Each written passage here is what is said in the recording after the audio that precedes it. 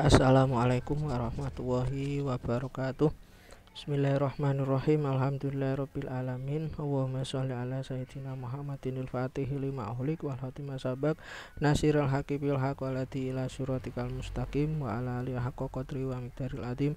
Rabbi shrah li sadri wa yassir li amri wahlul 'uqdatam min lisani yafqahu qawli. Amin ya rabbal alamin. Alhamdulillah, pada kesempatan kali ini kita masih dikaruniai oleh Allah kenikmatan ya dalam bentuk kesehatan, kekuatan, motivasi, sehingga kemudian kita saat ini bisa melanjutkan kajian kita yang mana kita akan mengkaji tentang hubungan konseling ya. Yang kedua, sholawat serta salam marilah kita haturkan kehadirat junjungan Nabi Agung Muhammad SAW. Semoga kita semua termasuk umat beliau yang diberikan syafaatnya di yaumil qiyamah. Amin ya rabbal alamin.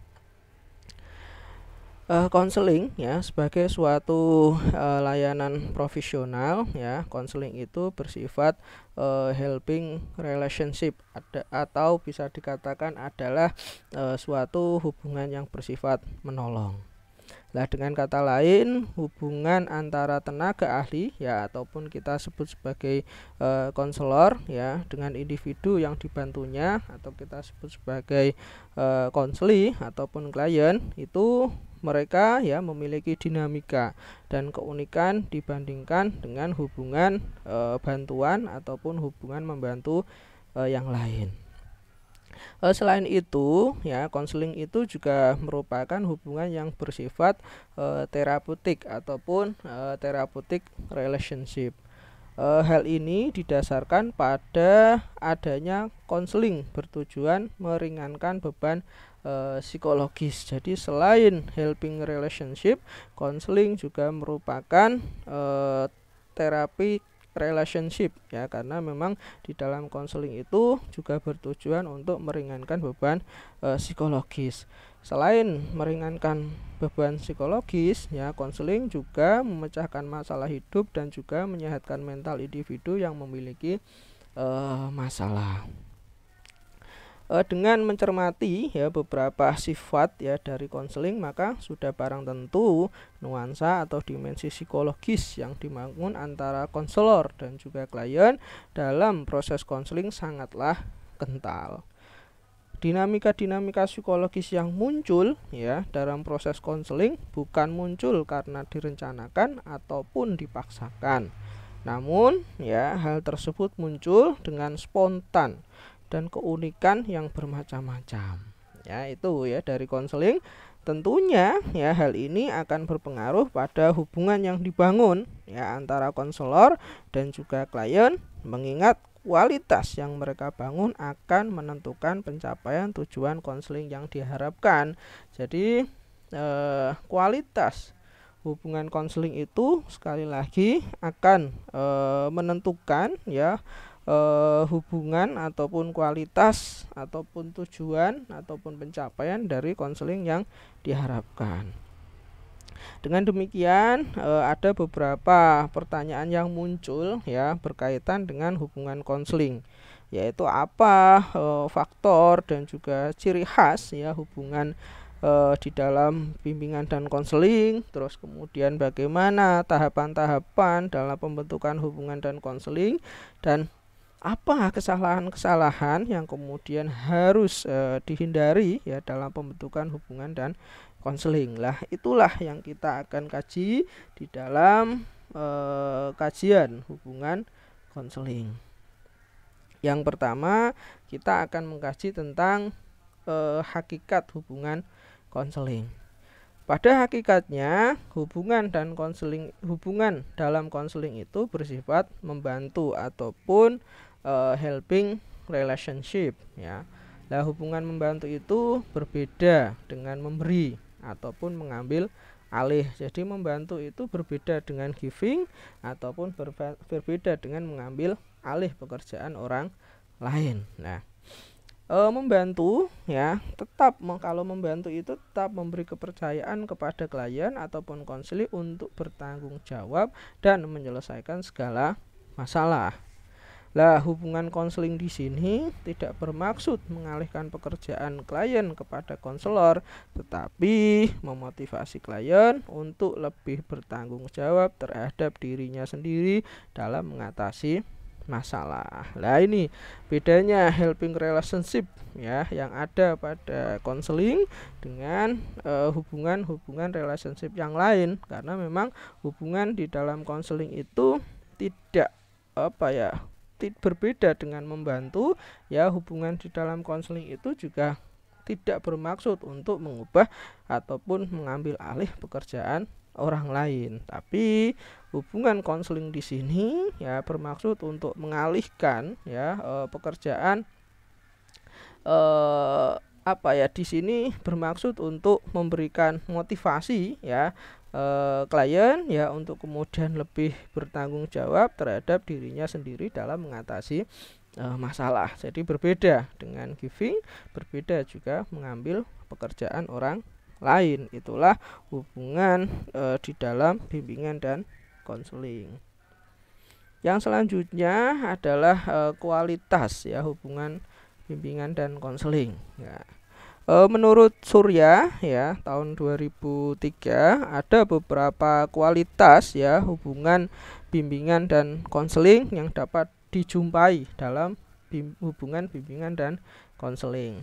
Yang pertama adalah ketulusan konselor dalam melakukan hubungan yang membantu ya, ditandai dengan sikap ramah, hangat dan juga bersahabat dan juga lain sebagainya ya.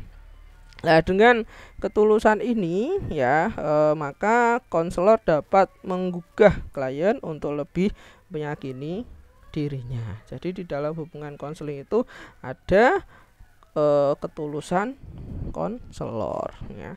Terus yang kedua adalah pemahaman yang diberikan konselor terhadap klien dengan segala latar belakang dan masalah-masalahnya dapat membuat klien merasa diterima. Jadi dalam hubungan konseling ya seorang konselor harus mampu memahami ya konseli ataupun klien yang dibantu ya itu ataupun yang dilayani ya. Dengan itulah ya maka masalah-masalah kemudian masalah-masalah konseli itu bisa teratasi. Latar belakang konseli itu bisa diketahui. Nah, itu dari apa? Dari pemahaman yang diberikan oleh konselor. Yang ketiga adalah ketulusan orang ya akan diperoleh dan berkembang melalui interaksi dengan konselor yang tulus. Jadi dari kita melaksanakan hubungan dan konseling, di dalam hubungan dan konseling itu nanti akan muncul sebuah ketulusan seseorang, ketulusan seorang konselor dalam membantu, ketulusan seorang konseli dalam menceritakan masalahnya, menceritakan latar belakangnya ya dan lain sebagainya. Yang selanjutnya ya di dalam kualitas hubungan bimbingan dan konseling itu nanti ada yang namanya risiko yang timbul ya dari hubungan dengan konselor ya dengan klien dengan sendirinya tidak menimbulkan akibat yang bersifat merusak, akan tetapi dapat menunjang perkembangan. Jadi di dalam hubungan dan konseling ya itu nantinya ya risiko yang timbul ya dari hubungan antara konselor dan juga klien itu tidak istilahnya akibatnya itu tidak merusak, tapi justru dapat menunjang ya perkembangan dari klien itu sendiri. Terus yang selanjutnya di dalam hubungan konseling itu nanti akan muncul respon-respon baru ya. Respon-respon baru itu akan diperoleh melalui serangkaian interaksi ya dalam hubungan yang bersifat membantu ya itu. Jadi akan muncul respon-respon baru dari hubungan konseling tersebut. Nah, di dalam konseling ya klien itu nanti akan belajar bagaimana membuat sebuah respon yang baru dan juga efektif ya dalam berinteraksi dengan lingkungan Nah, jadi melalui hubungan konseling itu nanti akan muncul respon-respon baru ya, yang muncul dari klien ya selama melaksanakan bimbingan ataupun hubungan bimbingan dan konseling tersebut. Terus yang selanjutnya ya, ya, selanjutnya ini berdasarkan ada juga tambahan dari pendapatnya George dan juga Kristiani ya, yang mana ini dikutip oleh Latifun. Dalam bimbingan dan konseling ya, itu nanti akan muncul sifat afeksi ya. Nah, kenapa demikian? Karena hubungan konselor dan juga klien ya pada dasarnya lebih sebagai hubungan yang afektif daripada hubungan yang sifatnya kognitif. Kenapa demikian ya? Ya, hubungan afektif itu tercermin dalam sepanjang proses konseling. Jadi sepanjang proses konseling itu nanti yang dominan adalah hubungan yang afektif ya, walaupun tetap ada hubungan kognitif ya. Nah, termasuk dalam melakukan eksplorasi terhadap persepsi dan perasaan-perasaan subjektif klien itu sendiri. Jadi memang di dalam hubungan konseling itu memang sangat tercermin ya hubungan yang efektif. Hubungan yang penuh dengan afeksi ini dapat mengurangi rasa kecemasan dan ketakutan pada klien dan diharapkan hubungan konselor dan klien lebih produktif. Jadi dari hubungan afeksi ini ya itu bisa mengurangi kecemasan-kecemasan dan juga ketakutan-ketakutan pada klien, yang mana nanti tujuannya adalah agar supaya klien itu bisa lebih produktif, agar supaya hubungan konseling itu bisa lebih produktif. Yang selanjutnya ya, di dalam hubungan bimbingan dan konseling ya ataupun hubungan konseling ya itu akan muncul yang namanya intensitas ya. Kenapa demikian ya? Hubungan konseling dilakukan dengan penuh intensitas ya, karena hubungan konselor dan juga klien yang intensitas ini diharapkan dapat saling terbuka terhadap persepsinya masing-masing ya. Jadi dengan kita intens ya nanti akan terbuka persepsi kita, persepsi klien ya, karena memang intens ya. Tanpa adanya hubungan yang intensitas ya di dalam hubungan konseling tidak akan mencapai pada tingkatan yang diharapkan. Jadi tanpa intensitas istilahnya hubungan konseling itu tidak akan mencapai tujuan yang diharapkan ataupun tingkatan yang diharapkan. Nah, di dalam hubungan konseling ya, konselor itu biasanya mengupayakan ya agar supaya hubungan dengan klien dapat berlangsung secara mendalam ya, intensif ya, sejalan dengan perjalanan hubungan dan konseling. Jadi memang seorang konselor harus membangun kedalaman, harus membangun intensitas di dalam sebuah hubungan konseling. Yang selanjutnya ya, hubungan konseling itu bersifat dinamis ya, ataupun penuh dengan pertumbuhan dan penuh dengan perubahan ya. Nah, hubungan konseling itu terus berkembang ya, sebagaimana perubahan dan juga pertumbuhan yang terjadi pada konselor dan juga klien. Jadi konselor dan juga klien ini terus berkembang, terus berubah, sehingga kemudian hubungan konselingnya juga terus berkembang, terus berubah. Nah, hubungan tersebut dikatakan dinamis jika ya dari waktu ke waktu terus terjadi peningkatan hubungan konselor dengan klien. Jadi dikatakan dinamis kalau memang meningkat ya hubungan konselingnya. Terus kemudian yang selanjutnya pengalaman bagi klien dan tanggung jawabnya. Jadi dikatakan dinamis itu ada 3 indikator. Yang pertama adalah peningkatan hubungan konselor dan klien. Yang kedua pengalaman yang diperoleh oleh klien, dan yang ketiga adalah klien menjadi pihak yang bertanggung jawab. Nah, Dengan demikian ya pada klien terjadi pengalaman belajar untuk kemudian memahami dirinya sekaligus bertanggung jawab untuk mengembangkan dirinya. Jadi dari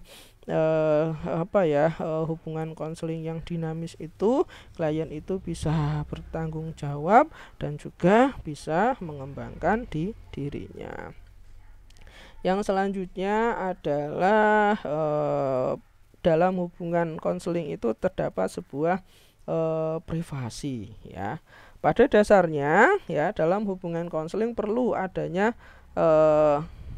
keterbukaan, tapi ya keterbukaan klien tersebut juga bersifat konfidensial ataupun rahasia. Jadi walaupun di dalam bimbingan dan konseling itu klien itu dituntut untuk terbuka ya, tapi keterbukaan itu adalah keterbukaan yang bersifat konfidensial ataupun rahasia ataupun privasi.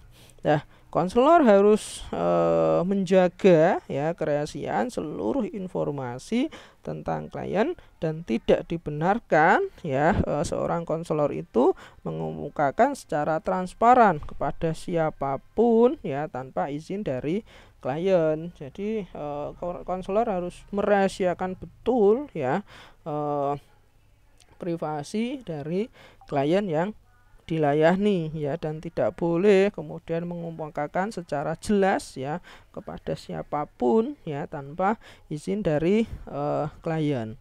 Nah, perlindungan ataupun jaminan hubungan ini adalah unik dan akan meningkatkan kemauan membuka diri. Jadi kalau kemudian seorang konselor ya bisa menjaga kerahasiaan ini, maka nantinya ya konseli ya akan maka nantinya hubungan konseling itu akan meningkat kualitasnya kalau kemudian konselor mau merahasiakan. Selain itu ya kalau konselor mau merahasiakan privasi ya dari konseli, maka konseli juga akan bisa membuka diri. Terus yang selanjutnya di dalam bimbingan dan konseling itu muncul sebuah dorongan. Ya, kenapa demikian ya? Karena dalam hubungan konseling memberikan dorongan ataupun suportif kepada klien untuk meningkatkan kemampuan dirinya dan berkembang sesuai dengan kemampuannya. Dan memang di dalam bimbingan dan konseling itu nanti seorang konselor harus menciptakan support ataupun dorongan ya agar supaya klien itu bisa meningkat ya kemampuan dirinya, agar supaya klien itu bisa berkembang ya sesuai dengan kemampuan yang dimiliki. Nah, di dalam hubungan konseling ya, konselor itu juga perlu ya memberikan dorongan atas keinginannya untuk perubahan perilaku dan juga memperbaiki keadaannya sendiri, sekaligus memberikan motivasi untuk berani mengambil resiko dari keputusannya ya. Selain memberikan dorongan kepada klien ya, konselor juga perlu untuk kemudian memberikan dorongan kepada diri sendiri agar supaya bisa memberikan sebuah layanan agar supaya klien bisa merubah perilakunya, serta kemudian tadi ya agar supaya klien itu bisa mengambil resiko ya dari keputusan yang diambil. Terus yang selanjutnya adalah kejujuran ya. Di dalam bimbingan dan konseling itu hubungan konseling didasarkan atas saling kejujuran dan keterbukaan serta adanya komunikasi terarah antara konselor dan juga klien. Jadi di dalam bimbingan dan konseling harus jujur, harus terbuka, dalam komunikasinya harus jujur dan juga terbuka ya. Dalam hubungan ini ya tidak ada sandiwara ya dengan jalan menutupi kelemahan atau menyatakan yang bukan sejatinya. Jadi tidak ada sandiwara, tipu-tipu ya dalam bimbingan dan konseling. Dalam hubungan konseling ya, klien ya, baik klien maupun konselor ya, itu mereka dua berdua membangun hubungan secara jujur dan juga secara terbuka, ya. Lah, kejujuran dan juga keterbukaan itu menjadi sebuah syarat, ya, prasyarat bagi keberhasilan sebuah hubungan konseling, ya. Itu jadi memang antara baik konselor maupun konseli itu dua-duanya harus jujur, harus terbuka, ya. Tuh, terus yang selanjutnya adalah karakteristik, ya, hubungan di dalam hubungan bimbingan dan konseling, ya. Ini saya mengutip, ya, dari pendapatnya Sostrom dan juga Bremer, ya. Menurut Sostrom dan juga Bremer, ya, beliau mengemukakan ada beberapa karakteristik, ya, hubungan dalam konseling, ya. Beberapa karakteristik itu yang pertama itu adalah unik dan juga umum, ya. Nah, maksudnya apa? Ya, maksudnya adalah hubungan yang bersifat unik itu artinya bahwa hubungan antara konselor dengan konseli ataupun klien, ya, di dalam konseling mempunyai ciri khas yang membedakan dengan bentuk hubungan yang lain. Jadi seperti tadi, ya, hakikat, ya, bimbingan dan konseling. Hubungan di dalam bimbingan konseling itu bersifat unik, ya, memiliki karakteristik, ya, memiliki ciri khas yang kemudian membedakan dengan hubungan-hubungan yang lain. Nah, setiap konselor dan juga klien itu memiliki perbedaan individu yang membuat umumnya proses konseling menjadi sulit. Jadi sejatinya, ya, konselor dan juga konseli ini adalah individu yang berbeda. Harusnya itu akan apa, ya, istilahnya membuat, ya, proses konseling ini menjadi hubungan yang sulit, ya. Nah, dalam hal ini, ya, keefektifan konselor dalam membantu individu dapat tercapai, ya, jika ia mengetahui dengan jelas bagaimana kepribadian dan tujuan sebagai penolong ataupun sebagai helper, ya. Kemudian memperhatikan sikap-sikap dasar tertentu sebagai helper, ya. Jadi memang seorang konselor harus apa? Harus mengetahui jati dirinya dengan jelas, mengetahui kepribadiannya dengan jelas, ya. Bagaimana seorang penolong, ya, bagaimana kepribadian seorang penolong, bagaimana tujuan seorang penolong, ya, ataupun seorang helper, ya. Terus kemudian bagaimana sikap-sikap seorang helper, kan seperti itu. Terus kemudian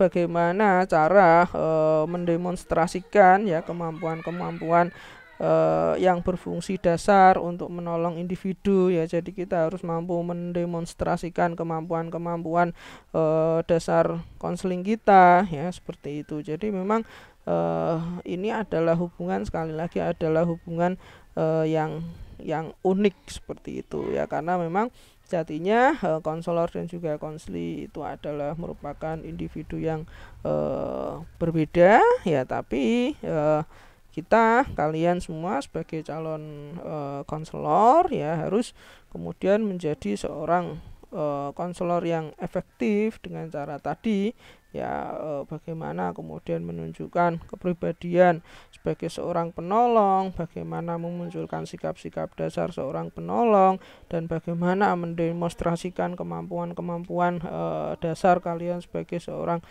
penolong ataupun sebagai seorang konselor, ya. Jadi kalau kemudian dengan cara itu insya Allah, ya, nanti dalam proses bimbingan dan konseling itu akan berjalan efektif. Kemudian, ya, tadi unik sudah, terus kemudian yang umum, ya. Sedangkan hal yang bersifat umum itu adalah terletak dalam karakteristik hubungan, juga terdapat dalam berbagai bentuk situasi hubungan antar manusia, seperti hubungan antara guru dengan murid, keluarga, dan juga sahabat, ya. Jadi Kalau yang umum itu ya hubungan konseling itu ya tentunya karakternya itu ya juga memiliki kesamaan ya dengan hubungan ataupun situasi hubungan antar manusia, seperti misalnya hubungan antara guru dan murid, kemudian hubungan antar keluarga ataupun hubungan antar sahabat ya. Terus kemudian yang selanjutnya adalah keseimbangan antara aspek objektivitas dan juga subjektivitas ya. Ini jadi di dalam proses konseling ya itu tidak seluruhnya ya, tidak seluruhnya itu bersifat objektif ya, tapi juga ada juga yang bersifat objektif ya. Jadi memang ada yang sifatnya di dalam hubungan dan konseling itu ada yang sifatnya subjektif, ada yang bersifat objektif ya.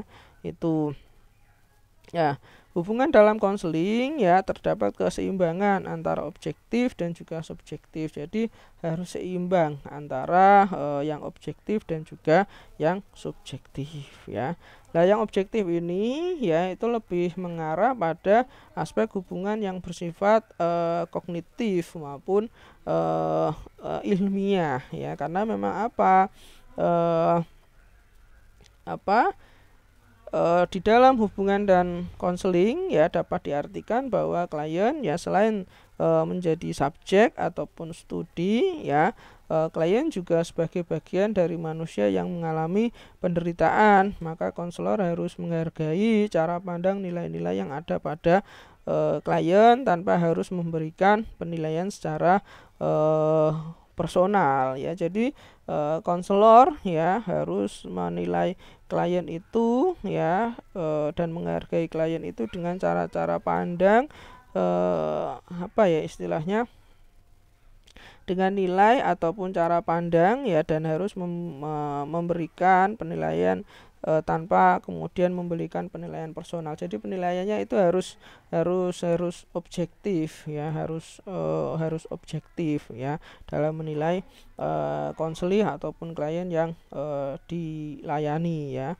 Kemudian kalau kita berbicara tentang subjektivitas ya, bahwa hubungan konseling ya itu nanti akan ditandai dengan sebuah hubungan yang hangat ya, terus kemudian adanya keterpaduan psikologis antara konselor dan juga klien ya, yang mana pada intinya ya kehangatan, terus kemudian keterlibatan emosional ya, perpaduan psikologis ya antara konselor dan juga klien ini itu dipandang sebagai sesuatu yang subjektif ya, ataupun memiliki arti yang subjektif, karena memang ini adalah sebuah istilahnya sebuah hubungan yang khusus ya ataupun subjektif ya, khususnya bagi seorang klien. Jadi hubungan antara klien satu, hubungan antara konselor dan juga konseli ya pada klien satu dengan klien yang lain itu bersifat subjektif ya, artinya berbeda ya sesuai dengan keadaan klien masing-masing. Terus kemudian terdapat unsur kognitif dan juga afektif ya. Jadi dalam hubungan antara konselor dan juga klien ya, ini harus memiliki keseimbangan ya antara kognitif dan juga afektif ya. Nah, aspek kognitif ini ya itu menyangkut misalnya proses-proses intelektual, misalnya seperti pemindahan informasi, terus kemudian pemberian nasihat ya, ataupun pada berbagai macam tindakan ataupun interpretasi terhadap data tentang klien. Jadi itu adalah yang sifatnya adalah kognitif ya, pemberian informasi, pemberian nasihat, interpretasi data tentang klien itu kognitif ya. Terus kemudian sedangkan hubungan yang sifatnya afektif yaitu mengarah pada ekspresi-ekspresi perasaan dan juga sikap ya. Nah ini dalam konseling itu terdapat dua unsur tadi. Yang pertama yang pertama kognitif dan yang kedua adalah afektif. Terus yang selanjutnya adalah di dalam hubungan konseling itu ya terdapat karakteristik unsur kesamar-samaran ataupun ambiguity dan kejelasan. Jadi ada sesuatu yang sifatnya samar, ada sesuatu yang sifatnya jelas ya, seperti itu. Ya, dalam arti ya pada situasi yang samar maupun situasi yang jelas itu dalam arti pada situasi tertentu konselor memberikan rangsangan yang samar-samar, sedangkan dalam situasi yang lain konselor memberikan rangsangan ataupun memberikan perlakuan yang jelas ya. Ini dimaksudkan agar supaya konselor dapat memperoleh informasi atau bagaimana cara pandang klien terhadap masalah yang dialami. Nah, selain itu ya, konselor dapat memberikan penguatan terhadap pemikiran, kemudian perasaan ataupun sikap positif dari konseling yang mendukung dalam pemecahan klien. Jadi terkadang konselor itu memberikan rangsangan ataupun memberikan perlakuan yang sifatnya itu adalah samar-samar ya, tapi terkadang juga konselor memberikan rangsangan ataupun memberikan perlakuan ataupun layanan itu yang sifatnya adalah jelas ya, agar supaya tadi ya agar supaya konselor itu bisa memperoleh informasi ya tentang klien ya, kemudian konselor bisa memperoleh informasi tentang cara pandang klien ya. Selain itu ya, dengan kesamar-samaran dan juga kejelasan tadi itu konselor bisa memberikan penguatan ya terhadap pikiran, perasaan ya maupun sikap positif klien yang semua itu muaranya adalah untuk mendukung pemecahan masalah klien. Terus yang selanjutnya adalah adanya unsur tanggung jawab ya. Nah, di dalam bimbingan dan konseling ya, tanggung jawab itu tidak seluruhnya ya ada pada konselor ya, tetapi juga tidak seluruhnya ada pada klien ya. Jadi tidak semuanya ditanggung konselor, tidak semuanya ditanggung oleh klien.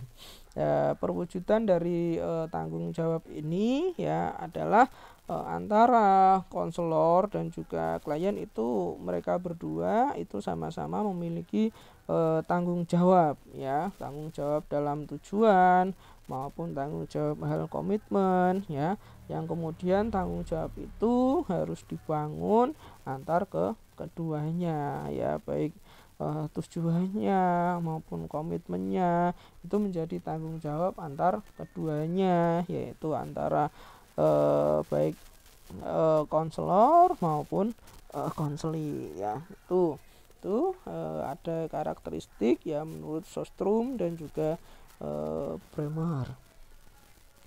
Terus yang selanjutnya adalah ada beberapa faktor ya yang mempengaruhi di dalam hubungan bimbingan dan konseling ya. Menurut Glading ya, ini ada 5 faktor ya yang mempengaruhi hubungan bimbingan dan konseling. Yang pertama adalah struktur ya. Jadi struktur ini ya menurut Glading itu dimaknai sebagai pemahaman bersama antara konselor dan juga klien ya mengenai karakteristik, kondisi, kemudian prosedur dan juga parameter konseling ya. Jadi memang di dalam hubungan konseling ini harus terstruktur ya, baik kondisinya seperti apa, prosedurnya bagaimana, tujuannya seperti apa, parameternya seperti apa, ya itu semua harus dipahami ya, dipahami oleh konselor maupun klien ya. Ya, struktur di sini tujuannya adalah untuk memperjelas ya hubungan antara konselor dan juga klien, terus kemudian memberikan arah ya di dalam memberikan arah dalam bimbingan dan konseling, terus kemudian melindungi hak-hak masing-masing ya, baik konselor maupun konseli ya, terus kemudian menjamin ya kesuksesan bimbingan dan konseling ya, itu jadi memang harus dijelaskan ya. Nah, pentingnya struktur ya itu sangat nyata sekali bila klien itu dapat menentukan tanggal untuk konseling dengan berbagai harapan yang tidak realistis ya. Dalam hal ini konselor harus segera membangun struktur. Jadi kita harus menciptakan struktur ya, jadwal, tanggal, tujuan ya, konseling ya, prosedurnya seperti apa ya, itu parameternya bagaimana, yaitu harus struktural ya, agar supaya klien ini tidak bingung dan proses konseling kita lebih terarah seperti itu. Terus yang selanjutnya, jadi struktur ini sangat mempengaruhi mempengaruhi proses hubungan bimbingan dan konseling. Terus yang selanjutnya adalah inisiatif ya. Inisiatif ini dapat dilihat sebagai motivasi untuk berubah. Jadi seorang konselor ya itu harus istilahnya selalu memberikan sebuah inisiatif agar supaya konselinya ya itu kemudian bisa berubah, terus kemudian konselinya bisa istilahnya bisa mengungkapkan ya perasaannya, mengungkapkan masalahnya ya, tanpa kemudian mereka itu khawatir ataupun mereka itu ragu-ragu, karena memang kliennya ya ataupun konselinya kita yang kita hadapi nanti ya, yang kita layani itu macam-macam. Ada yang kemudian klien yang istilahnya tidak mau mengungkapkan masalahnya ataupun relocation ya, atau juga ada klien yang resisten ya. Jadi memang macam-macam. Oleh karena itu seorang konselor harus mampu berinisiatif ya, harus mampu membuat sebuah inisiatif agar supaya hubungan konseling ini bisa efektif, agar supaya bisa mengetahui problem, mengetahui masalah, latar belakangnya, dan juga bisa memberikan sebuah solusi ataupun alternatif di dalam proses hubungan bimbingan dan konseling ya. Itu jadi harus mampu berinisiatif ya seorang konselor. Ini merupakan faktor ya dalam mempengaruhi hubungan bimbingan dan konseling. Terus kemudian setting fisik ya, konseling dapat terjadi di mana saja, tetapi setting fisik yang nyaman dapat meningkatkan proses menjadi lebih baik ya. Setting fisik ini ya dalam bentuk apa? Dalam bentuk misalnya ruangan konseling ya, terus kemudian ada beberapa ya ruangan konseling itu harus mampu menyamankan ya. Terus kemudian jarak-jarak antar ruangan ya itu juga harus mampu menyamankan ya, jaraknya itu ya jarak yang kemudian dianggap nyaman ya antara konselor dan juga konseli ya. Ya, dengan penciptaan fisik yang nyaman ataupun ruangan konseling yang nyaman, ini nanti bisa istilahnya membuat sebuah iklim psikologis ataupun membuat sebuah hubungan konseling itu lebih kondusif ya. Ya, usahakan ya suatu setting ini itu bisa nyaman, bisa aman ya, agar supaya klien kita itu bersedia untuk membuka diri ya kepada kita sebagai seorang konselor. Terus kemudian yang selanjutnya, faktor yang keempat ya, itu adalah kualitas klien ya. Di sini kualitas klien itu memiliki peran yang sangat penting ya di dalam mendukung hubungan maupun proses konseling yang kondusif ya. Ya, kualitas ini dapat dilihat dari kesiapan klien untuk berubah ya. Jadi memang ada klien yang kemudian siap ya untuk merubah dirinya, dalam artian keluar dari masalahnya ya. Terus kemudian ada juga mungkin klien-klien yang tidak siap ya untuk berubah ataupun untuk keluar dari masalahnya lah.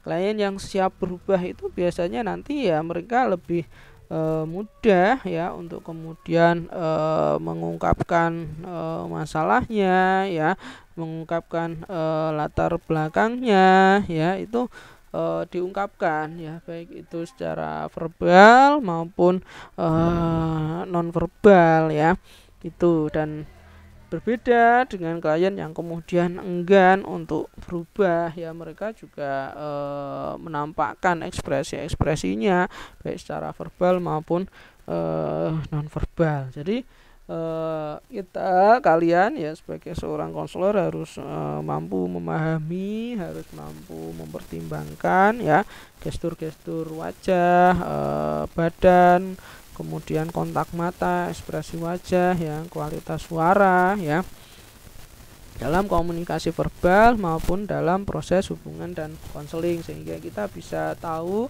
sejauh mana kualitas ya dari klien ataupun konseling yang kita layani ya. Makanya kualitas klien ini menjadi faktor penting. Kalau kemudian kliennya bersedia untuk berubah ya, tentunya mereka bisa mematuhi ataupun mengikuti skenario konseling kita ya. Tapi kalau yang males untuk berubah ya, tentunya juga mereka juga tidak mau mengungkapkan, dan ini menjadi kesulitan tersendiri ya bagi seorang konselor. Terus faktor yang mempengaruhi selanjutnya adalah faktor kualitas ya dari konselor itu sendiri ya. Ya, konselor yang berkualitas yaitu sangat mendukung ya ketercapaian sebuah proses konseling ya. Ada beberapa karakteristik umum yang kemudian harus dipenuhi oleh seorang konselor ya, supaya mereka itu dapat membantu ya terjadinya perubahan dalam diri klien yang kemudian dihadapi ya. Misalnya menurut Okun, yaitu ada beberapa sikap ataupun karakteristik yang kemudian harus dimiliki oleh seorang konselor ya. Jadi seorang konselor yang berkualitas itu ya konselor yang sadar akan dirinya sendiri sebagai seorang helper ya, terus kemudian yang jujur, kemudian kongruen ya, terus kemudian mampu berkomunikasi ya. Itu jadi itu adalah beberapa karakteristik ya seorang konselor yang berkualitas ya.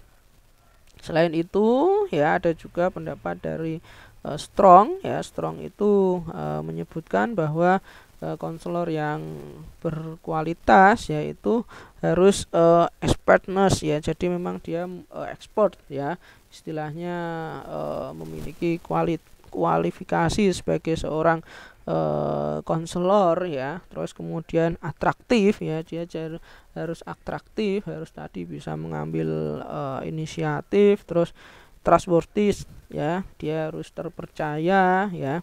Itu adalah beberapa karakteristik ya seorang konselor yang berkualitas. Jadi kalau kita, oleh karena itu mulai dari sekarang monggo jenengan semua terus meningkatkan diri ya, terus mengembangkan diri agar senantiasa menjadi seorang konselor yang berkualitas, karena memang konselor yang berkualitas juga mempengaruhi proses terjadinya hubungan konseling yang efektif. Terus ada beberapa tahapan-tahapan dalam bimbingan dan konseling ya, saya mengutip pendapatnya Bremer, Abrigo dan juga Sostrom ya. Yang pertama adalah membangun hubungan ya. Ya, membangun hubungan ini menjadi tahap yang pertama ya, agar supaya apa? Agar supaya klien itu bisa menjelaskan masalahnya, kemudian keprihatinan yang dimilikinya seperti apa, kemudian kesusahan-kesusahan yang dialami klien seperti apa, terus kemudian alasan datang konselor itu seperti apa ya. Jadi dari membangun hubungan ini nanti kita bisa tahu ya hal-hal tersebut ya. Nah, kemudian dalam kita membangun sebuah hubungan, karena memang ini adalah sesuatu yang sangat penting ya, tahap awal, maka kita sebagai seorang konselor harus mampu membangun sebuah hubungan yang positif ya, kemudian berlandaskan pada rasa kepercayaan ya, antara konseli juga percaya pada konselor, kemudian konselor juga percaya pada kliennya ya, kemudian harus terbuka, harus jujur ya. Itu oleh karena itu ya, konselor harus menampilkan ataupun menunjukkan dirinya itu dapat dipercaya ya, harus menunjukkan bahwa dirinya adalah seorang yang kompeten ya di dalam membantu masalah yang dialami oleh klien ya. Dan kemudian di dalam membangun hubungan ini kita harus mampu untuk menentukan ya, sebagai seorang konselor harus mampu untuk menentukan sejauh mana ya klien itu mengenali kebutuhan-kebutuhan pada dirinya, terus kemudian sejauh mana dia itu bersedia untuk kemudian komitmen terhadap solusi ataupun jalan keluar ataupun terhadap solusi-solusi yang dibuat ya. Jadi memang harus bagus ya dalam kita menjalin sebuah hubungan, karena ini memang sangat-sangat penting ya di dalam sebuah hubungan konseling. Terus yang selanjutnya adalah identifikasi ataupun penilaian masalah ya. Jadi dari diskusi ya antara konselor dan juga klien ya, ini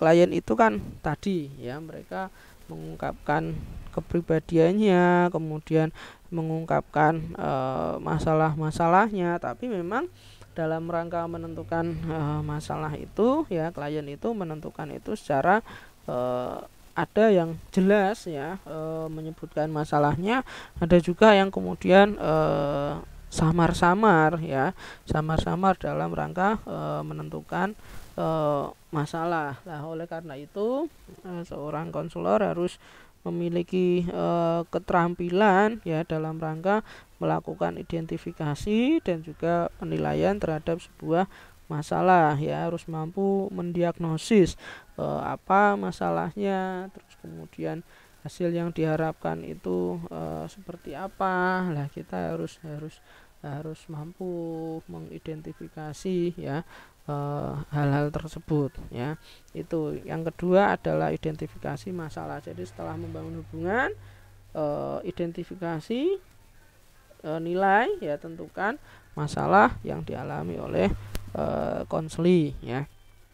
Yang ketiga adalah memfasilitasi perubahan terapeutis ya. Jadi kita harus istilahnya mencari strategi ya, seorang konselor harus mencari strategi ya, mencari intervensi yang kemudian dapat memudahkan ya terjadinya perubahan pada klien ya. Itu jadi Sasaran dan strategi terutama ditentukan oleh sifat masalah, gaya pendekatan konseling yang konselor anut, ya, keinginan klien, dan juga gaya komunikasinya. Jadi dalam kita menentukan strategi itu ya kita harus melihat masalahnya seperti apa, kemudian konselor ini dalam menyelesaikan masalah itu kan tetap memiliki gayanya masing-masing, memiliki pendekatan masing-masing lah. Terus lah itu juga menjadi sebuah sebuah indikator ya di dalam sebuah fasilitas ataupun terapis itu. Terus yang selanjutnya adalah keinginan klien, ya. Jadi kita harus melihat itu, kita mau menggunakan Gestalt, mau menggunakan kursi kosong, mau menggunakan psikoanalisis, mau menggunakan behavioristik, ya, itu juga kita harus melihat masalahnya klien, kemudian keinginan klien, dan juga keterampilan yang kita miliki ataupun gaya konselor kita yang kita itu passionnya seperti apa dan bagaimana, ya. Terus yang selanjutnya adalah evaluasi dan juga terminasi, ya.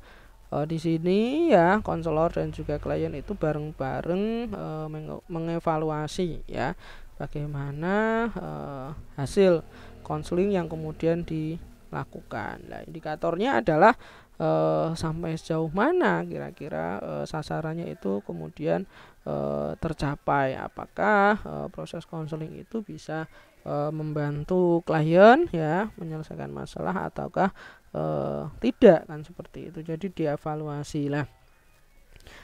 Pada tahapan ini juga nanti akan ditutup dengan terminasi, ya. Terminasi di sini nanti seorang konselor maupun klien itu menyimpulkan, ya, kegiatan-kegiatan apa saja yang kemudian yang sudah dilalui di dalam proses konseling, ya.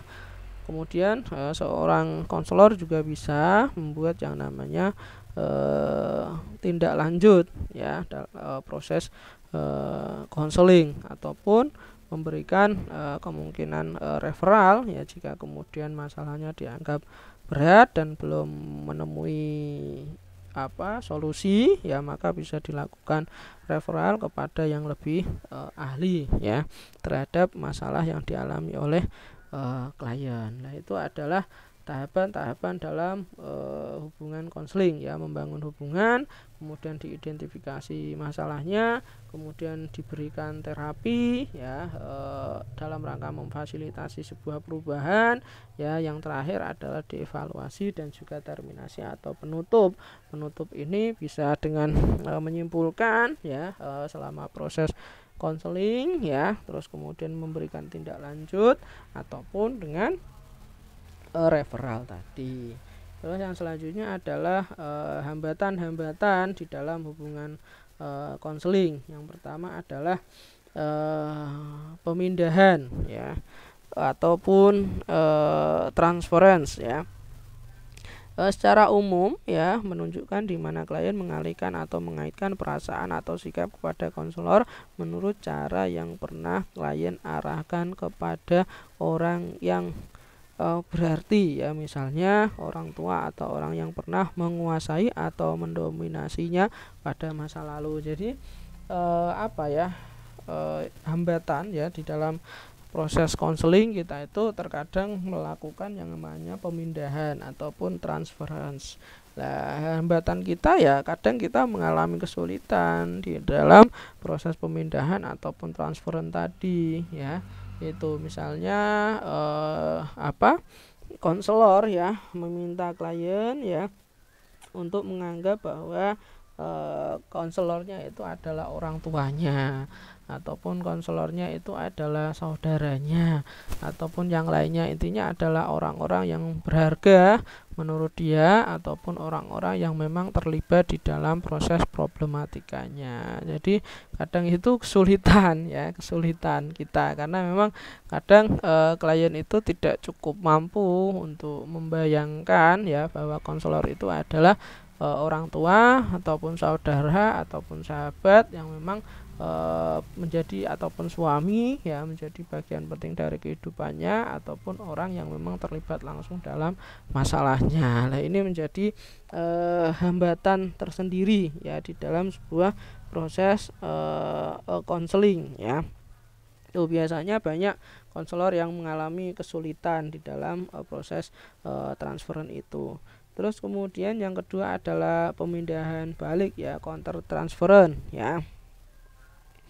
Secara umum ya pemindahan balik ini itu mengacu pada suatu kejadian dalam konseling di mana konselor memproyeksikannya menanggapi setara perasaan-perasaan sikap lain yang berdasarkan pada pengalaman masa lalu atau hubungan konselor dengan orang lain. Jadi konselor terkadang itu apa ya melakukan pemindahan balik ataupun kontra transferan misalnya jadi pengalaman-pengalaman, kemudian masalah-masalah yang pernah dialami oleh seorang konselor itu kemudian disampaikan, diceritakan kepada konselingnya. Misalnya kalau dulu saya itu pernah mengalami seperti itu, saya itu begini.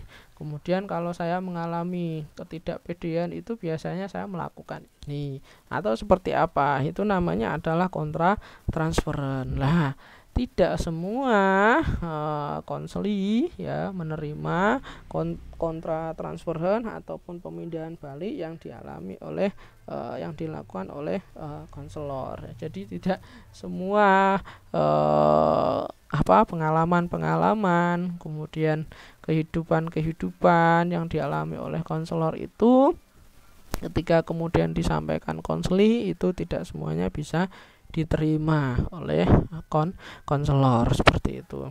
Terus kemudian hambatan yang selanjutnya adalah penolakan ataupun resisten ya. Jadi memang bahwa tidak semua konseli ya ataupun klien itu setuju ataupun menerima ya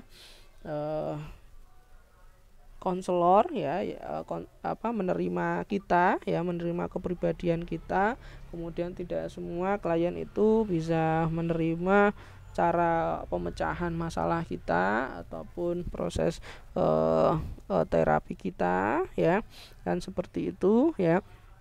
Tidak semua klien itu bersedia untuk kemudian menceritakan tentang dirinya ya, maka itulah yang dinamakan sebagai resisten ataupun penolakan. Nah, itu juga merupakan sebuah hambatan tersendiri ya di dalam proses bimbingan dan konseling ya. Itu terus kemudian ini sikap-sikap yang dihindari ya.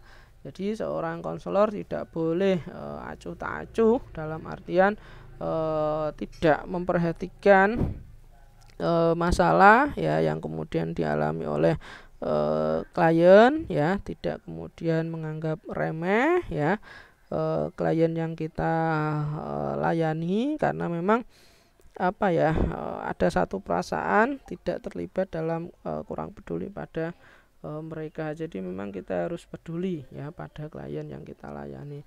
Terus kemudian kita harus sikap yang harus dihindari itu tak sabar dan juga amarah. Kita harus dikontrol karena memang klien kita berbeda-beda antara satu dengan yang lainnya. Terus kemudian terus memberikan nasihat, ini juga harus dikurangi karena memang kita tahu bahwa problematika yang tahu masalahnya ya konseli. Oleh karena itu yang tahu jalan keluarnya ya konseli, dan kita hanya sebagai fasilitator ataupun memberikan arahan ya. Jadi tidak perlu kemudian terus memberikan nasihat terus kemudian terpengaruh secara emosional ya, kita baper ikut larut ya dalam masalahnya, dalam ceritanya, sehingga kemudian kita tidak bisa menyelesaikan masalahnya tapi malah justru ikut larut. Terus kemudian kita tidak kreatif, tidak inisiatif ya, sehingga kemudian ketika kita mengalami masalah ya dalam hubungan konseling itu kita tidak kemudian segera menyelesaikannya ataupun keluar dari masalah itu, tapi malah justru berlarut-larut ya, tenggelam dalam permasalahan hubungan dan konseling itu, sehingga otomatis hubungan konseling itu menjadi tidak efektif ya. Mungkin itu yang bisa saya sampaikan ya terkait hubungan bimbingan dan konseling. Semoga bermanfaat. Mohon maaf atas segala kekurangan. Terima kasih atas segala perhatian. Dari saya cukup sekian. Assalamualaikum warahmatullahi wabarakatuh.